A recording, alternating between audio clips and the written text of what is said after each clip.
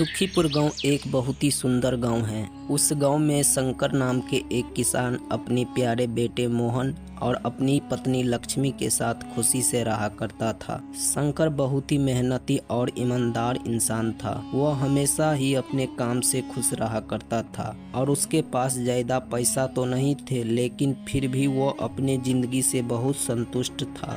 शंकर रोज सवेरे उठकर गांव के मुखिया भरत लाल के यहाँ खेत में काम किया करता था और खेत में काम करने के बदले भरत लाल मुखिया शंकर को एक महीने में 7,000 रुपया देता था, जिससे शंकर अपने घर परिवार बड़ी मुश्किल से चला पाता था। लक्ष्मी, मैं काम करने मुखिया जी के यहाँ जा रहा हूँ, तुम टाइम पर मोहन को स्कूल छोड़ाना। जी आप इसका चिंता मत कीजिए, मैं मोहन को टाइम पर छोड़ आऊंगी। लेकिन मोहन के मैडम 5 दिनों से स्कूल की फीस मांग रही है। हाँ तो तुम आज ही जाकर दे आओ ना स्कूल की फीस।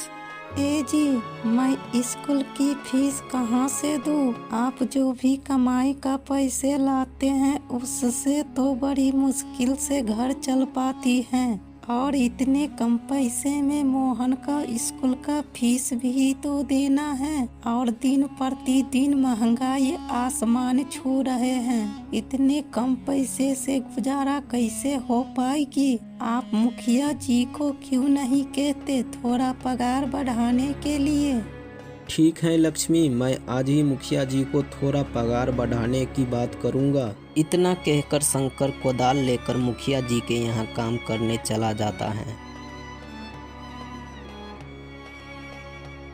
अरे भाई, आज तो महीने लग गए हैं, आज पगार लेने का दिन है और आज मुखिया जी कुछ न कुछ लोचा जरूर करेंगे, देखना। हाँ भाई, तूने ठीक कहा। मैंने मुखिया जी से पिछले महीने 500 रुपये उधार लिया था और मुखिया जी मेरे पगार में से पूरे 2,000 रुपये काट लिया था और उनसे पूछा कि आप मेरे पगार में से पूरे 2,000 रुपये क्यों काटे, तो उसने क्या कहा पता है? क्या कहा? उसने कहा कि तुम जो पिछले महीने में 500 रुपये उधार लिया था उसका ब्याज लगाकर पूरे 2,000 रुपये हो गया है, इसलिए तुम्हारा पगार में से काटे हैं। हाँ भाई, तूने सही कहा, मेरे पगार में से भी पिछले महीने 1,000 रुपये काट लिया था। लेकिन एक बात कहूँ भाई, ये मुखिया जी बहुत ही चालाक और लालची इंसान हैं, सब महीने कुछ न कुछ लोचा लगा ही देते हैं। भाई कुछ भी हो, लेकिन मुखिया जी मेरे पूरे पगार दे दे, क्योंकि मेरे बेटे का स्कूल फीस भरना है और कुछ घर का जरूरी सामान भी लेना है। सारे लोग आपस में बातचीत करके अपने अपने काम पर लग जाता है और जब काम का समय खत्म हो जाता है तो सारे लोग मुखिया जी के पास जाते हैं। मुखिया जी, आज महीने लग गया है, आप हम लोगों का पगार दे दीजिए।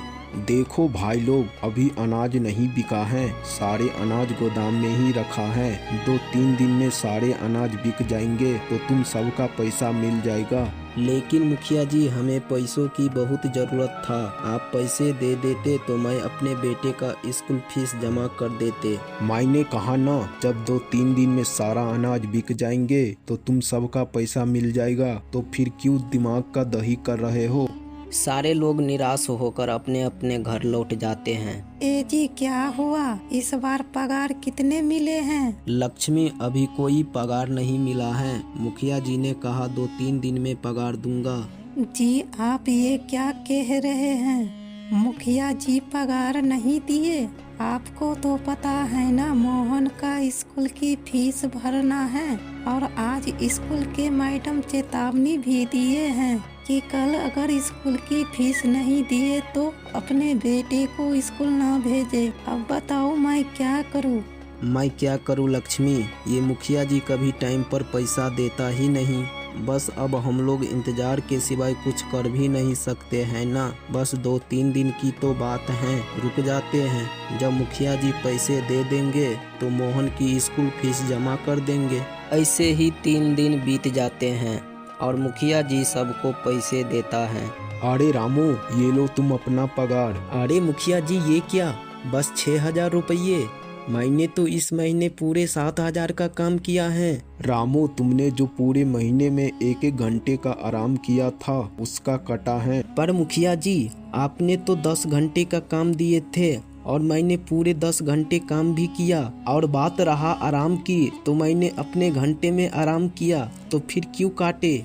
देखो रामू, तुम हमको ज्यादा हिसाब किताब मत सिखाओ, समझे? इतने पैसे में काम करना है तो करो, और नहीं करना है तो कल से मत आना, समझे? रामू मुखिया का बात सुनकर निराश होकर पैसा ले लेता है, क्योंकि रामू को पैसा लेने के सिवाय कोई रास्ता नहीं होता है। शंकर, ये लो तुम्हारा पगार। मुखिया जी, इसमें तो 500 रुपये कम हैं। मैंने तो कोई छुट्टी भी नहीं लिए हैं और न ही कोई आराम किए हैं, और काम भी समय पर किए हैं, तो फिर पैसे कम क्यों? हाँ शंकर, मैं 500 रुपये तुमको कम दिए हूँ, क्योंकि मार्केट में अनाज का दाम थोड़ा कम हो गया है, इसलिए जब अनाज का दाम बढ़ेंगे तो तुमको पूरे पगार मिलेंगे। पर मुखिया जी, बात तो पूरे 7,000 की हुआ था। आप इस महीने का पूरे पगार दे दीजिए, अगले महीने पगार कम कर दीजिएगा, क्योंकि इस महीने मेरे बेटे का स्कूल फीस भी भरना है। देखो शंकर, इतने पैसे में यहाँ पर काम करना है तो करो, नहीं तो तुम कहीं और काम ढूंढ लो, समझे? भाई देखा ना, मुखिया जी कितने कम पैसे दिए। इतने कम पैसे में तरक्की क्या, घर का भी खर्चा नहीं निकलेगा। ठीक कहे रामू भाई, मुखिया जी को कितने भी काम करके दो, फिर भी हम लोगों का पगार कम करके देता है। एक नंबर का लालची इंसान है, खाली अपने ही बारे में सोचते हैं वे। ऐसे नहीं बोलते भरत, मुखिया जी तो हम लोगों का अन्नदाता है, आखिर में उनकी ही वजह से तो हम लोगों का घर चल रहा है। अरे काहे का अन्नदाता, मेहनत का पैसा तो देता नहीं, और देता भी है तो सिर्फ 6,000 रुपये। उससे क्या होगा? ऐसे ही चलता रहा तो हम लोग कभी तरक्की नहीं कर पाएंगे। और कर भी क्या सकते हैं भरत, हमें किसान का काम करने के अलावा कुछ आता तो भी नहीं, और अपना कोई काम शुरू करने के लिए ढेर सारा पैसा तो भी नहीं है।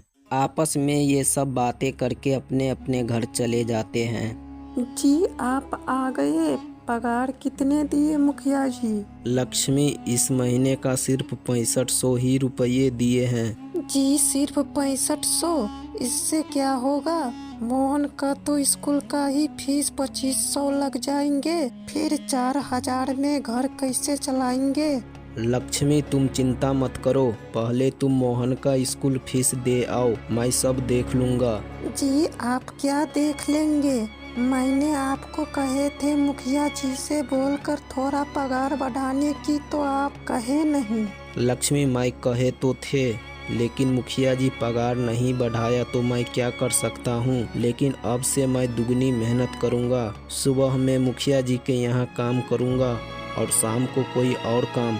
शंकर इतना बोलकर नया काम ढूंढने निकल पड़ते हैं, लेकिन शंकर को कोई काम नहीं मिलता है, तो निराशा होकर घर लौट रहे होते हैं। तभी अचानक से रास्ते में बारिश होने लगते हैं और शंकर इधर उधर देखने लगते हैं। तभी शंकर को एक गुफा नजर आते हैं, तो शंकर बारिश से बचने के लिए गुफा के अंदर चला जाता है। फिर शंकर को एक पुराने मटके पर नजर पड़ते हैं और खुद से बोलते हैं, ये किसका मटका हो सकता है?